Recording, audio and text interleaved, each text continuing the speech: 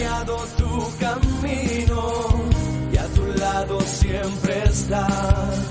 Sus promesas cumplirá y a su tiempo lo verás. Eres parte del pueblo de Dios, Él te levantará, te restaurará y tu victoria llegará. Fuiste llamado y escogido, a su voz has respondido. Es tiempo de creer. Centro Victoria, nacimos para vencer. Así que esta noche vamos a hablar un poquito de un tema que es muy interesante y le sugiero que se disponga, que ponga su atención, que apague su teléfono, ni siquiera lo ponga en vibrador. Hay dos tipos de personas nada más que deberían tener derecho a entrar con teléfono al templo: los médicos y la policía, los que están en disponibilidad, porque en cualquier momento hay una emergencia y los llaman. De ahí en fuera yo siento, hermano, yo jamás he entrado a una iglesia o a un templo llevando mi teléfono, nunca. Es que no se me ocurre qué es la necesidad o qué es la urgencia, qué tan importante es usted que no puede estar 40 minutos, un minuto sin que alguien lo llame o usted llamara a alguien. Es ya un vicio. No hay nada más saludable, hermano, que deje el bendito teléfono del celular. Tal vez hasta le abren el carro y se lo roban y usted bendice a alguien ahí sin saber, pero por lo menos es un acto de reverencia, es un acto, y no solo de reverencia, es un acto de educación. A cualquier reunión que uno vaya, a un banquete, a un concierto, a una conferencia, a un cine, el teléfono se deja en el carro siempre. He dicho.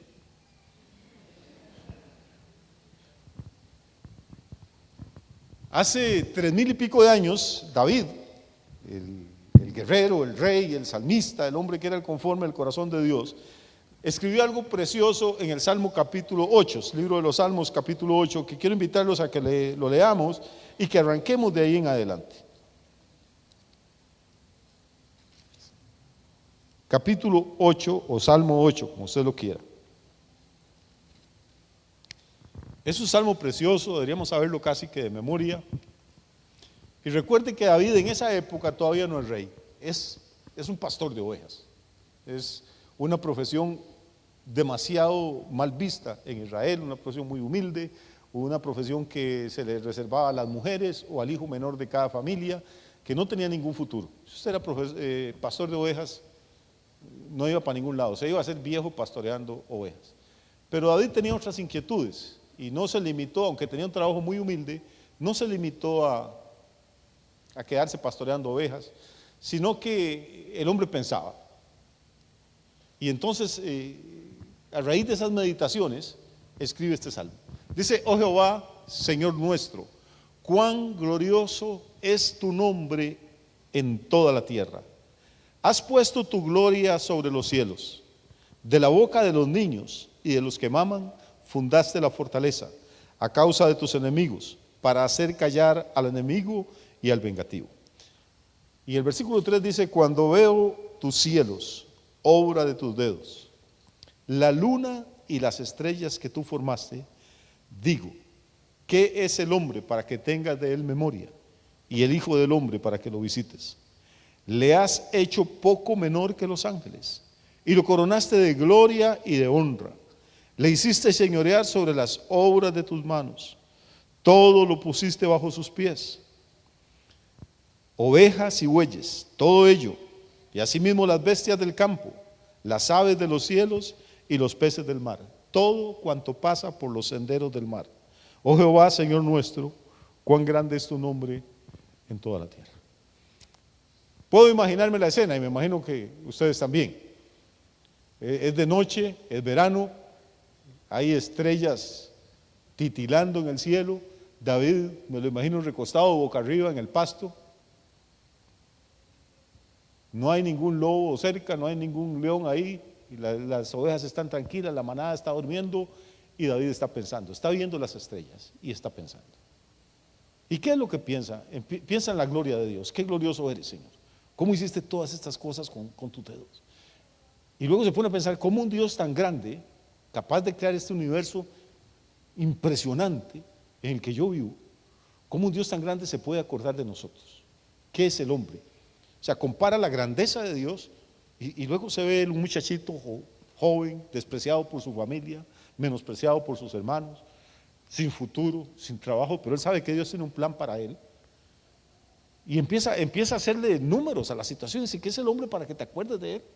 O sea, ¿qué es el ser humano para que hayas pensado con ese poder y esa gloria que tú tienes, hayas pensado en nosotros, que somos polvo? Y empieza a reflexionar qué es lo que nosotros no hacemos. Recuerde que la trampa del sistema es que usted no piense. El mundo conspira, a los que les gustan las teorías de la conspiración, para que usted no piense. A la gente le da temor pensar. Ese es un ejercicio que ya no se practica. El sistema educativo le dice a la gente que ahora usan un término los teóricos de la educación que se llama constructivismo. Este es un sistema constructivista. El alumno va construyendo su propio conocimiento. ¿De dónde sacaron esa babosada? El alumno es alumno porque no sabe y el maestro es maestro porque sabe, punto. Para construir mi propio conocimiento me hago como David, me voy para un potrero y me acuesto en la noche y lo construyo yo. Y le dicen, el propósito de esta entidad educativa es que el alumno empiece a pensar por sí mismo. Falso. Si usted pone en el examen lo que piensa, lo reprueban. Tiene que poner lo que dijo el profesor o lo que dice el libro. La idea más bien es que usted no piense, que no piense. Eso es todo lo que se busca. Antes, cuando yo era pequeño, mi familia logró, dentro de sus pobrezas y escasez, compramos el primer televisor que hubo en el barrio. Era un televisor, obviamente todos eran blanco y negro, tenían 4 patas que eran como así, no eran rectas, sino que los televisores tenían patas así, tenían como 3 perillas nada más, algunos se acordarán de eso, y la televisión arrancaba a mediodía, con una película llamada Tanda del Mediodía que daba Teletica, salía el trencito, y a mediodía todos los vecinos del barrio estaban sentados ahí, viendo la película, y a las 7 de la noche ya había que echarlos.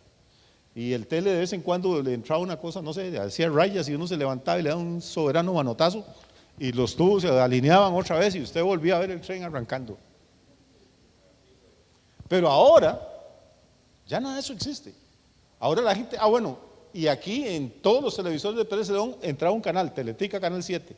Si usted quería una opción, tenía que ir a San José para ver el canal 6. Nada más, y no había más. Ahora usted no siquiera sabe cuántos canales tiene en su casa. Cualquiera de ustedes debe tener 500, 800, depende del programa. El más raquítico tiene 500 programas, hay otros de 1000 y resto, de canales. Y yo me pregunto, ¿cuál ser humano tiene tiempo en la vida para ver 1000 canales de televisión? 500. 4.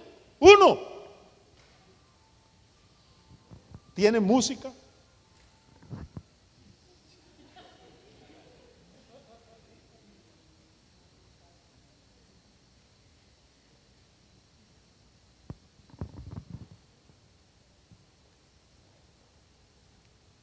Tiene música, tiene deportes, termina el campeonato de fútbol y hay de tenis, hay de automovilismo, hay de motociclismo, hay de béisbol, hay de básquetbol. Es un ciclo incesante. La idea es tenerlo a usted pegado siempre a la pantalla. Tiene teléfono que lo absorbe horas al día. Tiene juegos electrónicos, tiene la cantidad de cosas y no hay ninguna de esas cosas que lo ayude a usted a reflexionar ni a pensar, que lo ayude a utilizar el cerebro. La idea es embotárselo. Y el cerebro humano, esa cosa que usted tiene ahí en medio de los hombros, es algo impresionante. David sigue meditando y David dice que Dios, por favor póngame atención, dice que Dios hizo al hombre un poco menor que los ángeles. O sea, esa es la dignidad que usted tiene. Usted es un poco menor que los ángeles. Y yo paso por la calle y veo a esos muchachos y muchachas ya con el cuerpo destruido por el crack, por la droga. Veo a los alcohólicos durmiendo en cartones en las aceras de la ciudad. Veo a la gente y digo, eso que está tirado ahí fue creado un poquito menor que los ángeles apenas. Esto es lo que el diablo ha hecho con ellos. Esto es lo que el sistema, el mundo y el pecado ha hecho con ellos.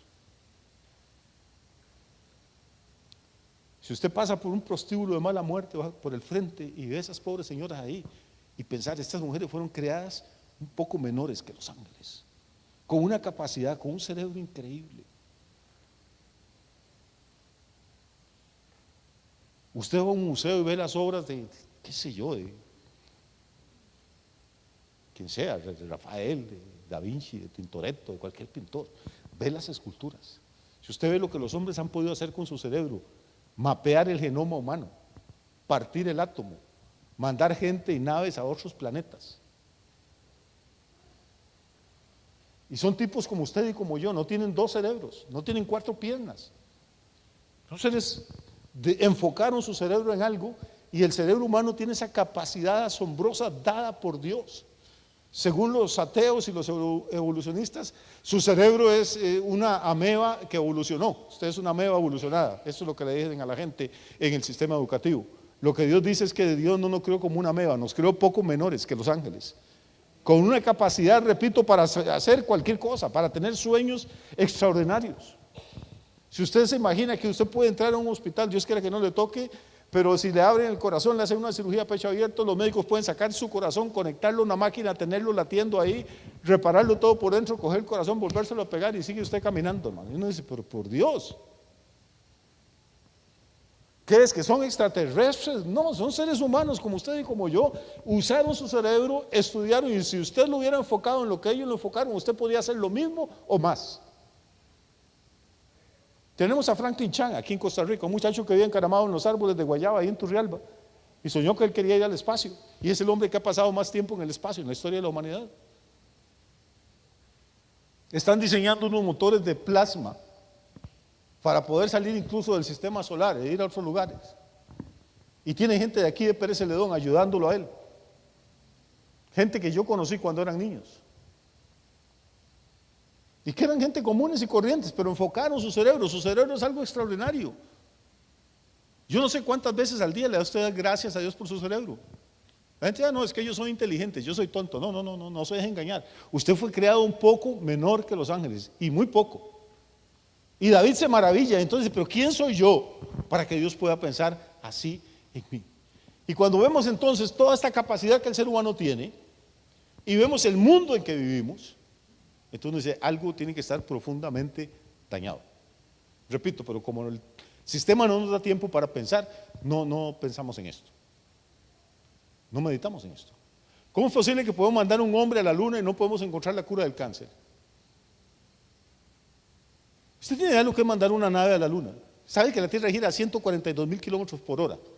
Y lanzar algo desde aquí, y los astrónomos o los científicos o quienes sea dicen, y la nave el módulo va a aterrizar a tantos metros de tal lugar en la luna que está girando otro poco de miles de kilómetros por hora, y lo logran. Y uno no puede enhebrar una aguja a veces.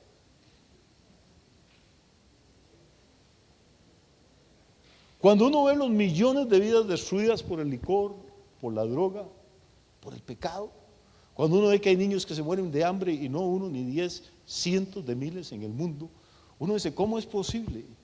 Podemos mapear el genoma humano y no podemos producir suficiente trigo para hacer pan para toda la gente. Y nos parece que eso es normal, nos parece que la pobreza, que el vicio, la droga, el pecado, la opresión, la ignorancia, la enfermedad son cosas normales. No lo son. No lo son. Lo que pasa es que el ser humano enfocó su capacidad en otras cosas. Cuando vemos la sociedad en la que nosotros vivimos, la confusión espantosa que hay, nos damos cuenta que algo está ocurriendo. Y dicho esto, quiero invitarlos para que abran la Biblia en Juan 10. Si no he logrado deprimirlos, ya no los voy a deprimir con nada. En Juan capítulo 10, y vamos a empezar a tratar de entender qué es lo que está ocurriendo realmente. Juan capítulo 10. Muy bien. Es un texto del que yo he hablado ya en bastantes ocasiones. Hoy lo quiero enfocar desde otra perspectiva. En el versículo 22.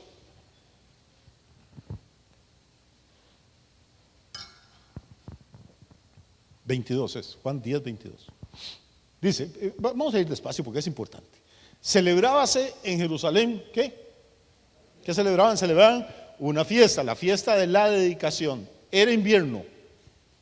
Y Jesús andaba en el templo por el pórtico de Salomón. Esto es alguien que estuvo ahí. Es un testigo presencial. Le está diciendo a usted cuál fiesta, qué estación del año era. Y no, otro que al que le contaron la historia decía Jesús andaba por el templo, pero este no decía, andaba por el pórtico de Salomón. Y le rodearon los judíos y le dijeron: ¿hasta cuándo nos turbarás el alma? Si tú eres el Cristo, dínoslo abiertamente. Ojo a la pregunta. ¿Qué le preguntan estos líderes religiosos? Le dicen: ¿hasta cuándo nos qué? Nos turbarás el alma. Yo, seguro como la mayoría de ustedes, siempre he creído que leo y entiendo lo que leo, pero la verdad es que muchas veces uno no entiende. O creemos que hablamos castellano, pero no. Entonces me puse a pensar en qué Jesús les está turbando el alma a este hombre. No está haciendo nada raro, está caminando por el pórtico de Salomón. Y esta gente dice que le rodean, le salen de pronto y le dicen: oiga, necesitamos hablar. ¿Hasta cuándo piensa usted seguirnos turbando el alma? Entonces me puse a pensar, ¿qué es turbar? Y hay un libro grande, grueso, el libro gordo petete, que se llama el Diccionario de la Real Academia de la Lengua Española.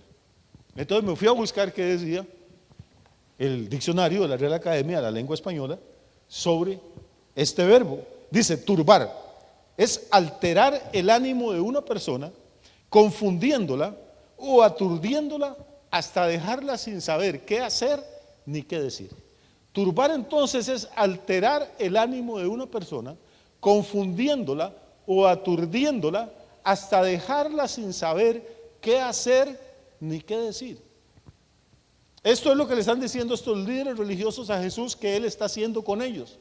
Dice: nos tenés confundidos, no sabemos qué hacer, no sabemos qué decir, tenemos el alma turbada. Y yo creo que ese es el retrato de esta generación. Tenemos una generación de hombres y mujeres extraordinariamente capaces, creados poco menores que los ángeles, bendecidos con tanto conocimiento como ninguna generación anterior ha tenido conocimiento, bendecidos con tanta tecnología como nuestros padres y abuelos jamás soñaron que iba a llegar a existir las cosas de las que usted y yo disfrutamos, donde tenemos más medios de comunicación de los que jamás pudo soñar en un ser humano, y donde vivimos peor comunicados que nunca. A veces dentro de la misma familia ni siquiera podemos comunicarnos, padres con hijos, maridos con mujeres, hijos con sus hermanos.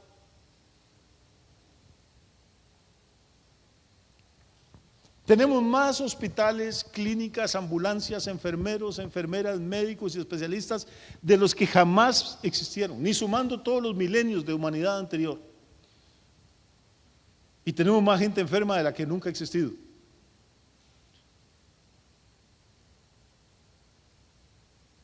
Usted habla con los muchachos, con los adolescentes, y normalmente la inmensa mayoría le va a decir: es que yo no sé qué hacer, no sé qué estudiar. Eso no me gusta, lo otro no, aquello es muy difícil, es lo que dicen. La otra carrera es muy larga, el otro no. Ve usted los muchachos en la calle, si cree que estoy exagerando, pase frente a cualquier colegio, vea las caras de los adolescentes, hermano.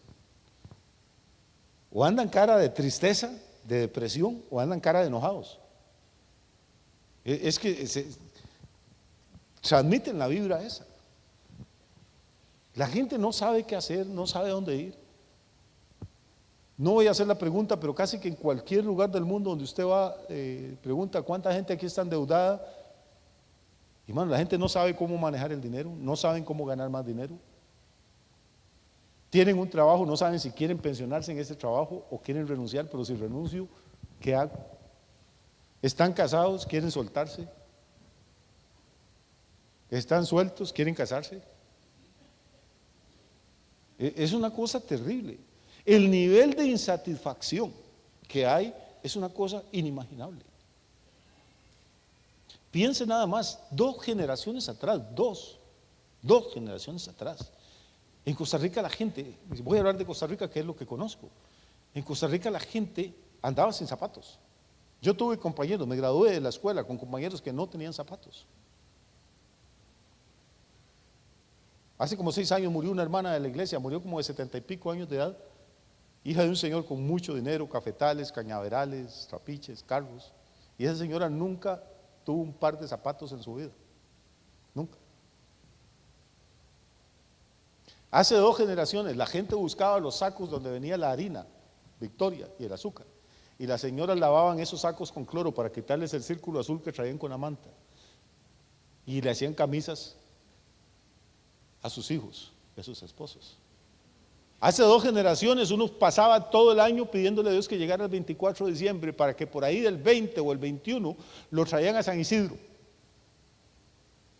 Y lo pasaban por alguna tiendita para que escogerle el corte, decía la gente. El corte de Navidad. Algunos de ustedes saben que no estoy mintiendo, que así era. Usted pasaba todo el año esperando que fuera diciembre para que le regalaran un corte, para que lo llevaran donde un sastre, que le metía una regla de madera por aquí que era incomodísimo y apuntaba con tiza ahí, como un triángulo de tiza, y después hacía el milagro y usted iba 2 días después y le tenía un pantalón picapollo y todo, pero ahí usted andaba que no se cambiaba por nadie. Hace 2 generaciones nadie había oído hablar de un pantalón de marca. ¿Qué era esa cosa? La marca era el sastre o la costurera. Y usted recibía aquello con una alegría. Yo les conté una vez, yo recuerdo cuando entré al colegio me compraron el primer par de zapatos guatemaltecos, marca Coriflex. Valían 60 colones, aquello era una cosa inimaginable. Yo me acosté esa noche antes de ir a clases con la nariz metida dentro del zapato para oler a cuero nuevo, que nunca había tenido. Y tengo ese olor grabado en la mente. Hermano, ahora sus hijos, ¿cuántos pares de zapatos tienen? Tienen que ser tenis de tal marca, tienen que ser esto de la otra. Y aún así no están contentos. Los ve usted en la calle, andan con el ceño fruncido, andan amargados. Los jóvenes, y no estoy en contra de los jóvenes, los adultos y las mujeres y todo el mundo, vivimos en una generación de gente insatisfecha y malagradecida. Hace 2 generaciones, hermano, en Costa Rica, la gente tenía una casita ahí de mala muerte, algunos con piso de tierra, y en la parte de atrás, lo que la gente llamaba el cerco, hacía un cuarto ahí con latas y ese era el servicio sanitario. Cuando llovía, viera qué complicado era el asunto.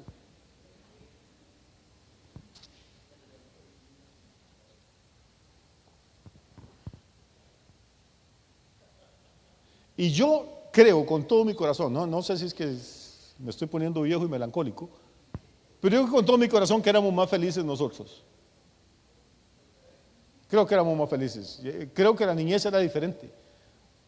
Vivíamos guindando los palos de guayaba, garroteando árboles de naranja. Qué piscinas, ni qué hotelera, punto, para la quebrada ahí, la changua ahí entre los cabezones a nadar y todo el mundo feliz. Semana Santa para nosotros, yo les he contado esto en confianza. Yo odio las sardinas de tomate, no voy a decir el nombre, pues las odio porque como en Semana Santa era prohibido comer carne, era pecado. Entonces la gente compraba sardinas y yo lo que esperaba Semana Santa no era por la sardina, pues se la comieran rápido mis papás y mis hermanas y coger la lata y con esa lata y un pedazo de pabilo, hermano, usted tenía carro, le echaba piedras, jalaba por todo lado.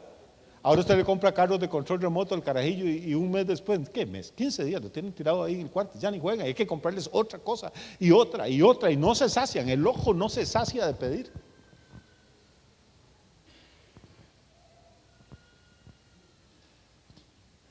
La gente tenía 2 o 3 mudadas, decían. Una era para el domingo, esa era sagrada, no se podía tocar. Dios libre poner eso de lunes a sábado. Y con 2 se la jugaba más o menos entre semana. ¿Cuál de ustedes tiene 3 camisas?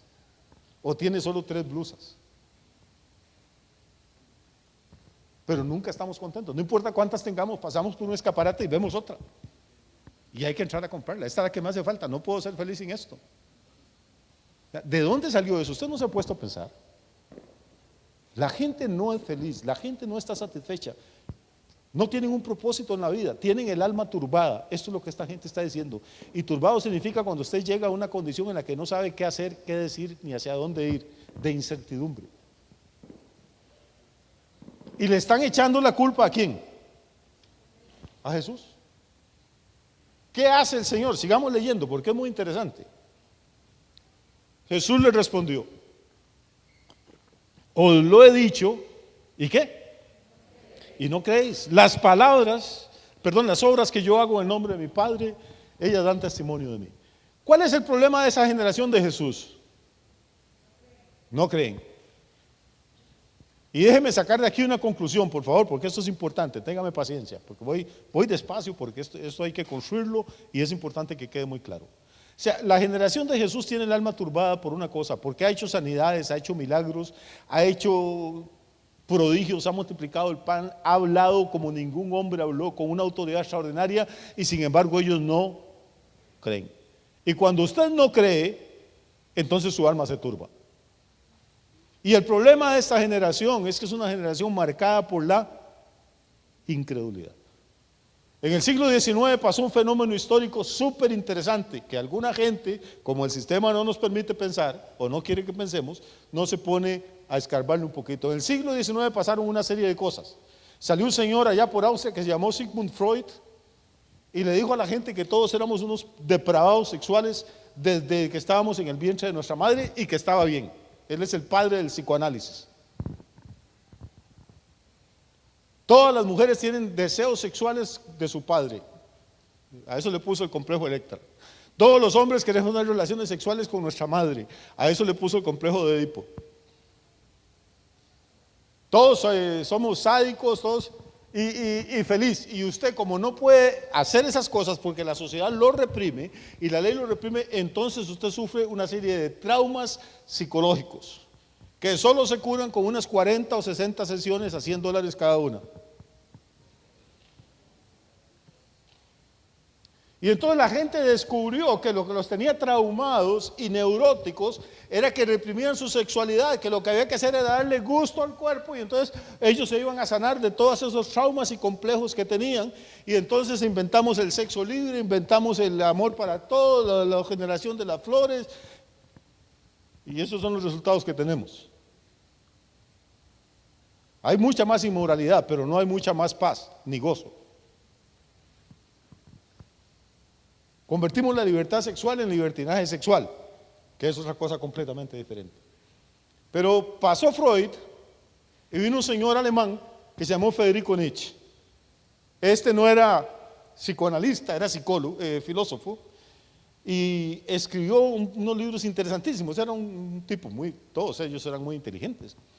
Escribió un libro excelente, y al final del libro llega a una conclusión y dice: la conclusión es Dios ha muerto. Y entonces se puso de moda en el mundo entero, porque Nietzsche era una persona muy respetada, se puso de moda que no había Dios porque el intelecto humano había matado a Dios. El cerebro de Nietzsche era tan brillante que llegó a la conclusión de que Dios no existía, y entonces Dios ha muerto, y la gente pegaba calcomanías en los bumpers de los carros que decían Dios ha muerto. Durante muchos años en Europa y Estados Unidos, los muchachos en las universidades. Entonces los cristianos empezaron a sacar otras que decían Dios no ha muerto. Yo hablé con él esta mañana para contestarle. Curiosamente, hermano, ese cerebro de Nietzsche que destruyó a Dios, Nietzsche murió loco, internado en un asilo, con el cerebro carcomido por una sífilis galopante. Lo que él había usado para desvirtuar el poder de Dios fue exactamente el lugar donde fue atacado, y ahí murió. Dios no puede ser burlado, hermano. Lo que el hombre siembra, eso cosecha. Y entonces ya tenemos a estos señores. Aparece otro señor, este es alemán pero vive en Inglaterra, que se llama Karl Marx y es judío, para peores. No trabajó un día en su vida. Si hay algún marxista viéndome, estudie antes de criticar. Karl Marx no trabajó un día en su vida, fue un mantenido. Y ese es el ídolo de los trabajadores. Fue mantenido de un amigo suyo que se llamaba Federico Engels, que vivía en Alemania y que de vez en cuando le mandaba una limosna de 1 libra esterlina, 2 libras esterlinas. A Karl Marx dejó morir a 2 hijos de él de hambre. Ese es el santo patrono de los trabajadores, supuestamente. Y este hombre dijo no, que el mundo era un paraíso, pero que los capitalistas lo habían convertido en un infierno, que el empresario, el que se suda, el que trabaja, ese es un vampiro que le quita la sangre al obrero y lo explota, y la plusvalía, y empezó a hablar un montón de cosas que en realidad nadie entendía y que no eran ciertas. y profetizó que iba a haber una enorme revolución. Era la época de la revolución industrial en Inglaterra, y que entonces los países más desarrollados del mundo, el proletariado, los obreros, los que solo tenían su fuerza de trabajo para vender, se iban a levantar, iban a extirpar a los patronos, iban a tomar el control de los medios de producción, y todas las cosas iban a pertenecer al Estado. Y ahí tenemos Venezuela, Cuba y unos hermosos lugares, hermano, donde todos han sido liberados. Nicaragua, donde la gente es libre y próspera toda. Pero aún así usted va a las universidades y son un hervidero de marxistas. O sea, ¿qué evidencia necesitan para darse cuenta que nunca funcionó en ninguna parte? Y que las profecías demás fueron falsas. El único país donde pegó el marxismo no fue el más desarrollado ni el más industrializado, fue el país más pobre y atrasado de toda Europa, la Rusia, que era feudal, saliendo de la época de los zares. La clase le va a salir gratis, no se preocupe.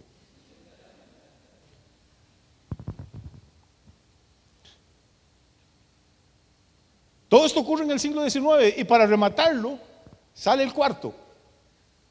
Y el cuarto se llama Carlos Darwin, es inglés. Darwin hace un viaje en un barco por América, llega ahí a las Islas Galápagos y va tomando anotaciones y desarrolla una teoría. Y la teoría de Darwin es que las especies evolucionaron y que el hombre es la etapa más reciente de esa evolución, que venimos evolucionando desde organismos casi que unicelulares. Y la gente se vuelve loca, se agotan las ediciones una tras otra, se traduce a todos los idiomas del mundo, y lo que le enseñan a sus hijos y a sus hijas en la escuela y en los colegios hoy es eso, la teoría de Darwin, que nunca dejó de ser una teoría. Y para los que me están viendo y son educadores o educadoras, permítame decirle algo, porque la gente dice, pero pastor, es que es lo que usted dice, su fanatismo y su Biblia contra la ciencia. Cuando tenga gusto conversamos, pero conversemos de ciencias, no de babosadas. Darwin, puedo ser yo más científico que Darwin. Darwin solo tuvo un título en toda su vida, un título académico. ¿Sabe cuál fue? Sacó un diplomado, que es lo más bajo que se puede sacar. Sacó un diplomado en teología. En teología. Porque era hijo de un pastor. Entonces véngame usted a hablar de ciencia. Y entonces tenemos que entre Darwin, porque descendemos del mono, y de vez en cuando usted le dan ganas de pegarle un semillazo a su esposa en la nariz, no se preocupe, ese es un gen de tigre que todavía anda ahí dentro de usted, eso no es pecado. De vez en cuando a usted se le suben las hormonas y anda detrás de cuantas escoba con enagua ve por ahí, no se preocupe, es un gen de perrito que le quedó por ahí también de alguna parte del pasado. Entonces no hay culpa. Y Freud dice que tampoco tiene culpa porque desde el vientre de la madre ya venimos así, medios pervertidos. Y Marx dice que no, que la culpa no es suya, es de los ricos explotadores. Y Nietzsche dice que haga lo que le dé la gana, que no tenga miedo, porque pues si Dios está muerto. Esos fueron los que formaron el pensamiento de toda esta generación. Y entonces,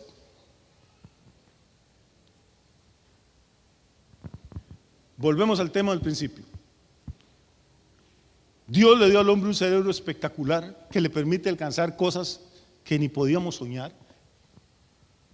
Pero el hombre utilizó ese cerebro no para glorificar a Dios, sino para tratar de quitárselo encima.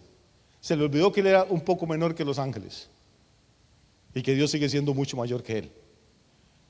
Y lo que dice Pablo, el diagnóstico de Pablo en Romanos es terrible. Dice, profesando ser sabios, ¿qué? Profesando ser sabios, se hicieron necios. ¿Qué dice Salmo 14:1? Dice el necio, necio es la palabra educada para decir tonto. Dice el tonto en su corazón, no hay Dios. Es que no importa cuántos títulos académicos tenga una persona, no importa qué descubrimientos haya hecho, no importa lo buen padre, madre, lo genial que sea, ¿no? Una vez que una persona llega a la conclusión de que el universo se hizo a sí mismo, de que la vida apareció aquí por sí misma y que la inteligencia apareció por sí misma y que no hay ningún creador, esa persona está fregada. Leyó muchos libros, fue a muchas clases al colegio, a la universidad, leyó muchos libros y no los entendió ni los puso en duda nunca. David meditaba. David dijo, cuando veo los cielos, obra de tus dedos, y la luna y las estrellas que tú formaste, entonces digo que es el hombre para que lo visites y el hijo del hombre para que tengas memoria de él.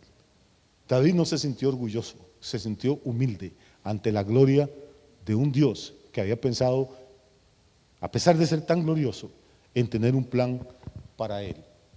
Si resisten un minuto más, yo puedo seguir. No.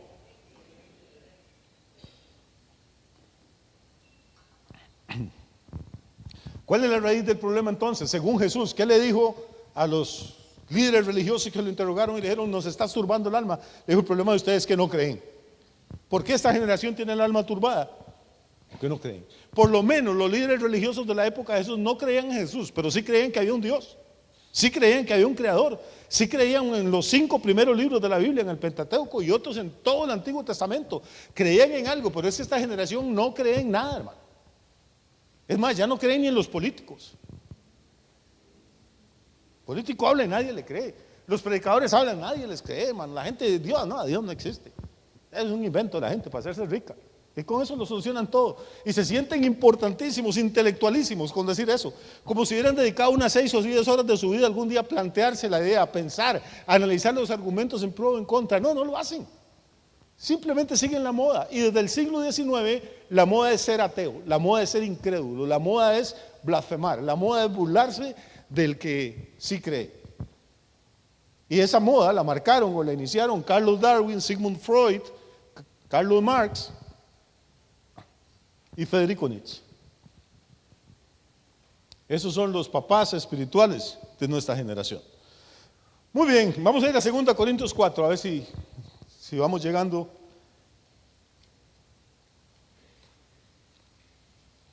Estamos diciendo que vivimos en una generación que parece que perdió el rumbo, de gente infeliz, de gente que no está satisfecha, de gente que no vive agradecida, sino viven quejándose, murmurando todo el tiempo, algo les hace falta, algo necesitan.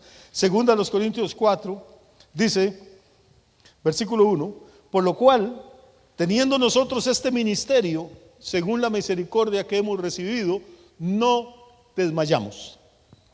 Antes bien, renunciamos a lo oculto y vergonzoso, no andando con astucia, ni adulterando la palabra de Dios, sino por la manifestación de la verdad, recomendándonos a toda conciencia humana delante de Dios. Verso 3. Pero si nuestro evangelio está aún encubierto, entre los que se pierden está encubierto. Vamos al versículo 4 antes de seguirle echando la culpa a Marcia, a toda esta gente. Dice, entre los que se pierden está encubierto, en los cuales el Dios de este siglo cegó el entendimiento. ¿De quiénes? Volvemos al tema, el problema es la incredulidad. El Dios de este siglo no es el Dios al que usted y yo adoramos. Aquí está hablando de Satanás. El Dios de este siglo, Satanás les cegó el entendimiento. No es que eran tontos, Dios los creó poco menores que los ángeles, Dios les dio un cerebro prodigioso, pero el Dios de este siglo les cegó el entendimiento. No hay nada más terrible que la ceguera. Uno de mis escritores favoritos, Jorge Luis Borges de Argentina, que no era bueno, era un genio, lo nombraron director de la Biblioteca Nacional de Buenos Aires en Argentina. Este tipo era un hombre increíble, tenía un cerebro extraordinario, un escritor casi que sobrenatural, hermano. Y entonces resulta que él tiene una enfermedad que es ceguera progresiva y él sabe que se va a quedar ciego. Y aquella cosa, cientos de miles de tomos riquísimos de la mejor literatura del mundo en Buenos Aires, y él cuenta, y él dice, qué ironía la de Dios, me dio los libros y me quitó la vista. Dice, yo camino por los pasillos y lo que siento es los cientos de miles de ejemplares que están ahí gravitar. Daría cualquier cosa por leerlos porque él era un ávido lector, pero no puede. Y curiosamente al director de la Biblioteca Nacional de París, a Carl Cruzat, le pasó lo mismo. Lo nombran director de una biblioteca y queda ciego. Qué terrible.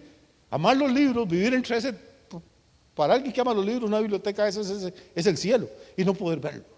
Qué terrible vivir uno rodeado por la gloria de Dios, por las maravillas de la creación, por los milagros del universo y dejar que el diablo te ciegue el entendimiento y no poder verlo para darle gracias. Debe ser algo espantoso. La ceguera es horrible, pero la ceguera espiritual, man, es algo increíble. Esta gente todo es la casualidad, todo es el azar, todo es la suerte, todo es el esfuerzo de ellos mismos. Dios no ocupa ningún lugar en sus pensamientos. ¿Por qué? Porque el Dios de ese siglo cegó el entendimiento de los incrédulos para que no les resplandezca la luz del evangelio de la gloria de Cristo, el cual es la imagen de ¿quién? ¿Cuál es la imagen de Dios? Vamos a ir a Romanos 1:28. y ya vamos a aterrizar. Usted se va a dar cuenta que todos esos textos están entrelazados realmente. Romanos 1:28 dice: como ellos, ¿quiénes? Los incrédulos, no aprobaron tener en cuenta a Dios, Dios los entregó a una ¿qué? A una mente reprobada. ¿Quién los entregó? ¿El diablo? No, Dios. Una vez que la gente persiste en su incredulidad, viene un juicio.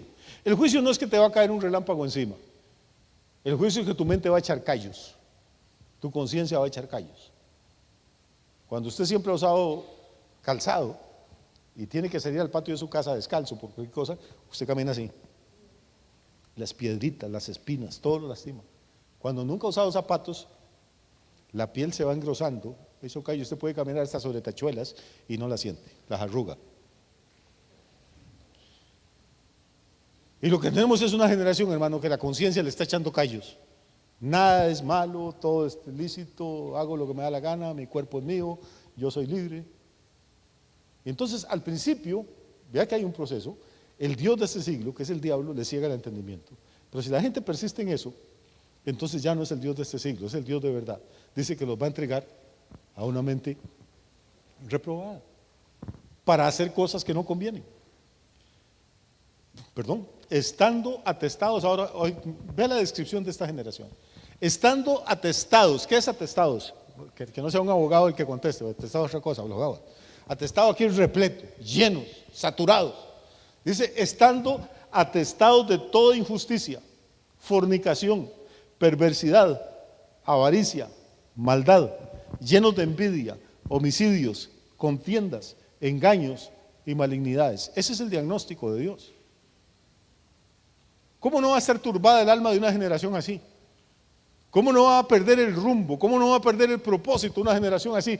No es que, volvamos al 29, porque es que esto hay que leerlo otra vez. Dice, estando atestados de toda injusticia, injusticia social, injusticia económica, injusticia de todo típico, personales, fornicación, perversidad, avaricia, maldad, llenos de envidia, homicidios, contiendas, engaños y malignidades. Pero ahí no termina la lista, pasemos al 30. Murmuradores, detractores, aborrecedores de Dios, injuriosos, soberbios, altivos, inventores de males, desobedientes a los padres. Sigamos. Necios. ¿Recuerda qué es lo que decía el necio? ¿Cuál es la definición de necio? Dice el necio en su corazón: no hay Dios. Necios, desleales, sin afecto natural, implacables, sin misericordia, quienes, habiendo entendido el juicio de Dios, que los que practican tales cosas son dignos de muerte, no solo las hacen, sino que también se complacen con los que las practican. O sea, esa es la sentencia de Dios sobre esta generación. ¿Usted cree que a mí me impresiona que partan el genoma humano, que logren dividir el átomo, que manden gente a otros planetas? Eso me deja con la boca abierta, a mí. Pero el diagnóstico de Dios no es, uy, qué generación tan tecnológica, qué gente tan sofisticada, no, el diagnóstico de Dios es, están podridos y tienen turbada el alma por causa de la incredulidad. La Biblia dice, no hay paz para el impío. Eso dice el proverbio, no hay paz para el impío. Y hasta que la gente no se arrepienta y reconozca que hay un Dios que en su misericordia creó el universo y nos dio un lugar en él y nos hizo poco menores que los ángeles en algunas cosas y en otras nos hizo mayores, porque ningún ángel va a ser lavado nunca con la sangre de Cristo, pero al Hijo del Hombre. Dios no socorrió a los ángeles, pero socorrió a la descendencia de Abraham. Dios le ama tanto a usted y me ama tanto a mí, que a pesar de que éramos partícipes de todas esas cosas, envió a su único Hijo a morir en la cruz del Calvario, para que si usted y yo creemos, no nos perdamos, sino que tengamos vida eterna en el nombre que es sobre todo nombre. Amigo, amiga, si usted está aquí en la casa, si usted me escucha en cualquier lugar del mundo donde esté, si usted siente que su alma está turbada, si siente que ha perdido el rumbo, hay tiempo. Mientras hay vida, hay esperanza. Renuncie a cualquier venda que el enemigo haya querido poner sobre usted. ¿Qué importa lo que digan sus amigos, lo que digan los vecinos, lo que diga el patrono? Ninguno de ellos va a estar arriba para recibirlo cuando usted muera. Es qué va a decir el Rey de Reyes cuando lleguemos allá arriba. Rechazamos la gracia de Él, rechazamos el amor de Él, rechazamos su salvación. No creer es una decisión. La gente tomó la decisión de no creer. Darwin creció leyendo la Biblia, oyendo a su papá predicar, tenía la Biblia aquí. Decidió que no quería creer. Carlos Marx y Federico Engels. Marx era judío, creció conociendo el Antiguo Testamento y era alemán, donde nació la reforma de Martín Lutero. Tenía acceso a todo el Nuevo Testamento también. Decidió que no quería creer, que no había Dios, que la religión era el opio del pueblo, dijo él.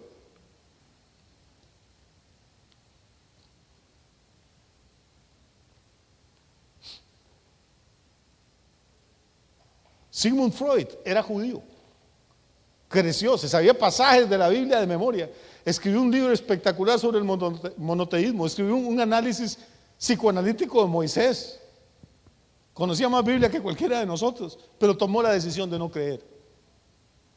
No creer es una decisión, pero creer también es una decisión, y uno puede elegir. Al final todos creemos en algo. Usted puede elegir si creer en la Biblia, la palabra de Dios, y tener vida eterna. Jesús dijo: están turbados porque ustedes no creen a mis palabras. Puede elegir eso y tener paz, o puede elegir creerle a Marx, creerle a Lenin, creerle a Nietzsche, creerle a Freud, creerle a quien usted quiera, y vivir turbado el resto de su vida, porque todos ellos se murieron y son polvo y no pueden ofrecerle ninguna esperanza. Pero Cristo murió en la cruz, resucitó y hoy está sentado a la diestra del Padre, y Él es nuestra esperanza, es nuestra única esperanza. Creer es una decisión, no creer también lo es. ¿Cuál va a tomar usted?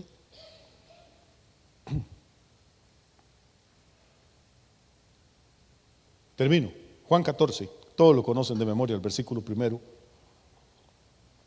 Es el último, ya no se preocupen. Juan 14, 1.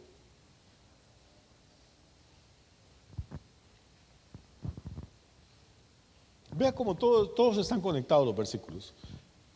El Señor está hablando y dice, ¿qué les dice a los discípulos? ¿Ah? No se turbe vuestro corazón. Lo contrario de lo que les estaba pasando a los religiosos. A los discípulos dice, no se turbe vuestro corazón. ¿Y por qué no se va a turbar? Dice, creéis en Dios, creed también en mí. ¿Cuál es el remedio para la turbación? Es la fe.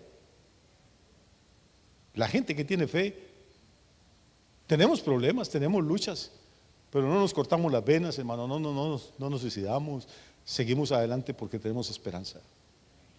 Tenemos esperanza, tenemos fe en lo que Dios ha dicho y en lo que Dios ha prometido. ¿Y sabe cómo te sigue ese versículo primero? Lea el segundo. No se turbe vuestro corazón, creéis en Dios, creed también en mí. Oiga lo que sigue. En la casa de mi Padre muchas moradas hay. Si así no fuera, yo os lo hubiera dicho. Voy pues a preparar lugar para vosotros. Amigo, yo no sé qué va a pasar con mi vida mañana, no sé si mañana podré venir a predicar o si hoy voy a estirar la pata en la cama, no tengo nada seguro. No sé dónde voy a estar el otro año, no sé dónde va a estar usted, yo no conozco el futuro. Entonces, pastor, pero entonces con tanta guerra y tanta vaina, ¿cómo hace uno para vivir así en paz? Bueno, yo no conozco el futuro, pero conozco al que conoce el futuro. Se llama. Y el futuro suyo y el mío está asegurado. Dijo, creéis en Dios, creed también en mí. Entonces, en la casa de mi Padre muchos lugares hay, y Él está ocupadito ahora preparando el rinconcito suyo y poniéndole el nombre y la etiqueta. A veces uno llama al restaurante y es tan lindo, usted llega a la mesa y dice, reservado, Yamil Jiménez. Aunque haya 1000 viejos haciendo fila afuera, ese lugar es mío, ninguno puede entrar. Allá arriba hay un lugar con su nombre, hermano. Y vale la pena ser fiel a Jesús, vale la pena gastarnos la vida sirviéndole a Él, adorándole a Él, para que cuando lleguemos arriba, el Señor le diga, venga, mi hijo, esto es lo que tengo 2000 años de estarle ayudando. Qué triste es vivir ciego y vivir sin esa esperanza. Pero por la misericordia de Dios, nosotros oímos el mensaje del Evangelio, y Dios, que hizo resplandecer la luz en las tinieblas, hizo resplandecer su salvación en nuestros corazones. Que Dios los bendiga, que tengan una noche extraordinaria.